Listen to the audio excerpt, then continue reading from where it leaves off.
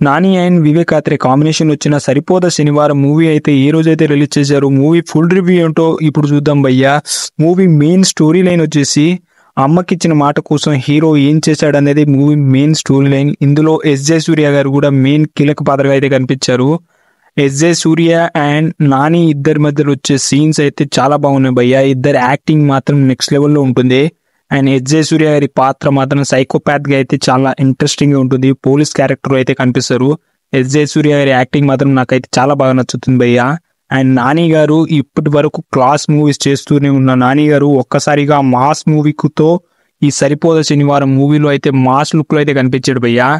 And ఈ మూవీలో action scenes మాత్రం కొత్త ర్యాంప్ ఉన్నాయి. అంతే ఈ ఫస్ట్ హాఫ్ అంతగా స్లోగా ఉన్న సెకండ్ హాఫ్ లో వచ్చే యాక్షన్ సీన్స్ బ్యాక్గ్రౌండ్ బీజిఎం అయితే జేమ్స్ అయితే ఇచ్చి పడేసాడని చెప్పాలి. ఈ మూవీలో హీరోయిన్ గా ప్రియాంక మోహన్ గారు కూడా యాక్ట్ చేశారు. ఆమె పాత్ర కూడా చాలా బాగుంటుంది.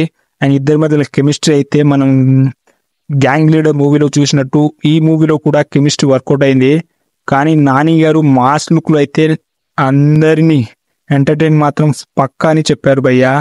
మూవీ యొక్క డ్యూరేషన్ చాలా పెద్దగా ఉండడం వల్ల చాలా మందికి బోర్ కొట్టొచ్చు. బట్ సెకండ్ హాఫ్ మాత్రం పీక్స్ లో ఉంది భయ్య. యాక్షన్ సీన్ తోటి మొత్తం సెకండ్ హాఫ్ ని అయితే నింపి పడేశారని చెప్పాలి. వివేక్ ఆత్రేయ నానితో అంటే సుందరాన్ని మూవీ అయితే చేశారు. ఆ మూవీ పక్కా కామెడీ మూవీ భయ్య. ఆ మూవీ కూడా లెంత్ ఎక్కువ ఉండడం వల్ల చాలా మందికి ఆ మూవీ బోర్ కొట్టి ఆ మూవీ అయితే ఫ్లాప్ అయింది. కానీ ఈ మూవీ మాత్రం లెంత్ ఎక్కువ ఉన్న సెకండ్ హాఫ్ లో వచ్చే యాక్షన్ సీన్స్ ఫస్ట్ హాఫ్ మాత్రం బాగుంటుంది.